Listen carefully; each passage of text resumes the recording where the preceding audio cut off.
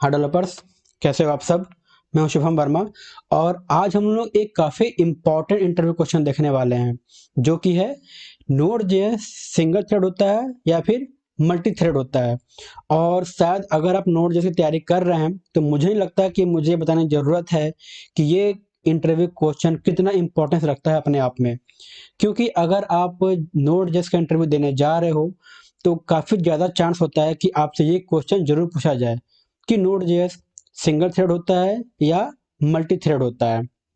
ठीक है, तो आइए बिना देर न करते हुए हम लोग देखते हैं कि नोड जेएस सिंगल थ्रेड है या मल्टी थ्रेड है।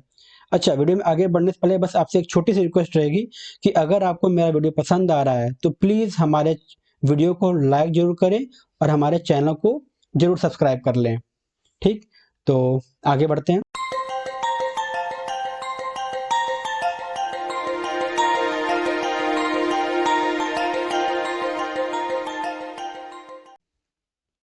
तो नोड जेएस जो होता है अगर हम लोग देखें तो नोड जेएस प्रॉपर तरीके से मल्टी थ्रेड लैंग्वेज नहीं है, लेकिन एक तरीके से ये मल्टी थ्रेड लैंग्वेज भी कहा जाता है। ठीक है, नोड जेएस जो है देखा जाए तो एक तरीके से क्या है, मल्टी थ्रेड लैंग्वेज है, जैसा कि हमारा जावा होता है। ठीक है, अब आप यहाँ पे एक क्वेश्चन पूछ सकते हैं, हमने अक्सर सुना है कि नोड जेएस जो होता है वो सिंगल थ्रेड होता है, लेकिन आप तो यहाँ बता रहे हो कि नोड जेएस मल्टी थ्रेड है, ऐसा कैसे? तो अब हम लोग ये देखते हैं कि आखिर ऐसा मैं क्यों बोल रहा हूं। तो नोड जेएस जो होता है, जैसे हमने अभी देखा कि नोड जेएस एक मल्टी थ्रेड लैंग्वेज है। तो अब इसमें दो थ्रेड एक तरीके से वर्क कर रहे होते हैं बैकएंड में। पहला जो होता है वो होता है इवेंट लूप के लिए, और जो दूसरा होता है, जो भी हम लोग नोड जेएस में कोड लिखते हैं ये उसके एग्जीक्यूशन के लिए रिस्पॉन्सिबल होता है। ठीक, अब यहाँ पे आपने एक टर्म देखा, इवेंट लूप। इवेंट लूप क्या होता है इसके बारे में मेरी एक अलग से एक इंटरव्यू क्वेश्चन होगी। ठीक है, वो हम लोग बाद में देखने वाले हैं। मैं प्रयास करूंगा कि ऊपर आई बटन में इसका लिंक दे दूं, क्योंकि ये वीडियो बाद में आने वाली है। ठीक है, लेकिन फिर भी फ्यूचर के लिए मैं प्रयास करूंगा कि इस चीज को मैं ऊपर आई बटन में दे दूं। ठीक है, लेकिन आप हमारे चैनल को जरूर सब्सक्राइब कर लीजिए, इसलिए मैं बार बार बोलता हूं कि आप हमारे चैनल को सब्सक्राइब कर लें, ताकि जब भी इस पे वीडियो आए इवेंट लूप पे, क्योंकि इवेंट लूप अपने आप में काफी ज्यादा इंपॉर्टेंस रखता है नोड जेएस में। ठीक है, तो आपको ये वीडियो तभी मिलेगी जब आप हमारे चैनल को सब्सक्राइब करके रखेंगे और जो बेल आइकन है उसको प्रेस करके रखेंगे, वरना आपको नोटिफिकेशन नहीं मिल पाएगी। ठीक है, तो ये जो पहला थ्रेड होता है वो पहला थ्रेड होता है वो इवेंट लूप के लिए रिस्पॉन्सिबल होता है, और जो दूसरा थ्रेड होता है वो रिस्पॉन्सिबल होता है जो भी हम लोग कोड लिखते हैं नोड जेएस में उसके एग्जीक्यूशन के लिए। ठीक है, अब जो हम लोग थ्रेड यूज करते हैं, जो भी हमारे नोड जैसे मल्टी थ्रेड यूज किया जाता है, ठीक है, वो बैकएंड में जो परफॉर्म कर रहा होता है, बैकएंड में कैसे वर्क कर रहा होता है, ये एक हमारी लाइब्रेरी होती है बैकएंड में जिसको बोलते हैं libuv लाइब्रेरी। ठीक है, ये libuv लाइब्रेरी के थ्रू मल्टी थ्रेड हमारे बैकएंड में परफॉर्म करता है, जो कि हैंडल करता है आईओ ऑपरेशंस को। आईओ मतलब कि इनपुट और आउटपुट ऑपरेशन को परफॉर्म करता है, किसके थ्रू? libuv लाइब्रेरी के थ्रू। ठीक है, यहां तक कुछ क्लियर हो गया। अब जो हमारा नोड जेस होता है, बेसिकली ये होता क्या है कि जब हमारा नोड जेस में हम लोग जो स्क्रिप्ट लिखे होते हैं या जो हम लोग कोड लिखे होते हैं, उस समय क्या होता है कि जो इसका जो सिंगल थ्रेड होता है बस वही उस समय रन कर रहा होता है। मतलब जब हम लोग कोड को एग्जीक्यूट कर रहे होते हैं उस समय नोड जेएस केवल सिंगल थ्रेड को ही यूज करता है। इसी वजह से हम लोग कहते हैं कि जो नोड जेएस है वो सिंगल थ्रेड लैंग्वेज है। ठीक है, अब आपको थोड़ा समझ में आ गया होगा कि node JS single thread language क्यों है। Node JS single thread language इसीलिए होता है, इसीलिए हम उसको कहते हैं सिंगल थ्रेड लैंग्वेज, क्योंकि जब हम लोग नोड जेएस के स्क्रिप्ट को, नोड जेएस के कोड को एग्जीक्यूट कर रहे होते हैं, उस समय नोड जेएस केवल सिंगल थ्रेड को ही यूज कर सकता है, वहां पे ये मल्टी थ्रेड को यूज नहीं करता। ठीक है, उस समय ये केवल सिंगल थ्रेड को यूज कर रहा होता है, इसी वजह से हम लोग कहते हैं कि नोड जेएस जो होता है वो सिंगल थ्रेड होता है। लेकिन अगर हम लोग बैकएंड में बात करें तो बैकएंड में ये इवेंट लूप को यूज करता है इसका पहला थ्रेड, और दूसरा थ्रेड जो होता है वो एग्जीक्यूशन के लिए रिस्पॉन्सिबल होता है। तो हम लोग एक तरीके से कह सकते हैं कि node JS multi thread language भी है, लेकिन क्योंकि एग्जीक्यूशन के समय ये केवल सिंगल थ्रेड, ये केवल एक ही थ्रेड को यूज कर रहा होता है, इस वजह से ये कहा जाता है कि ये मतलब कि नोड जेएस हमारा सिंगल थ्रेड लैंग्वेज है। ठीक है, अब जैसा कि हम लोग जानते हैं कि जो हमारा नोड जेएस है वो बेसिकली बेस्ड ऑन होता है किस पे, जावास्क्रिप्ट पे, और जावास्क्रिप्ट खुद ही एक सिंगल थ्रेड वर्क कर रहा होता है। तो इसी वजह से हम लोग कह सकते हैं कि जो हमारा नोड जेएस है वो भी सिंगल थ्रेड एक लैंग्वेज है। ओके, अब आपको क्लियर हो गया होगा कि नोड जेएस मल्टी थ्रेड है या फिर सिंगल थ्रेड है। ओके, अब जो हमारा नोड जेएस होता है, ठीक है, नोड जेएस अगर हम बात करें, हमने जैसे अभी देखा कि नोड जेएस मल्टी थ्रेड तरह वर्क कर सकता है, बट बेसिकली एक्चुअली क्या होता है, ये सिंगल थ्रेड होता है। तो अगर हम लोग बात करें कि जो सिंगल थ्रेड होता है उसकी वजह से क्या क्या इम्पैक्ट पड़ता है हमारे स्क्रिप्टिंग पे, हमारे नोड जैसे कोड पे, तो नोड ये जैसा हम लोग जानते हैं कि सिंगल थ्रेड होता है, ठीक है, सिंगल थ्रेड तरह वर्क एक्चुअली वर्क करता ही है ये।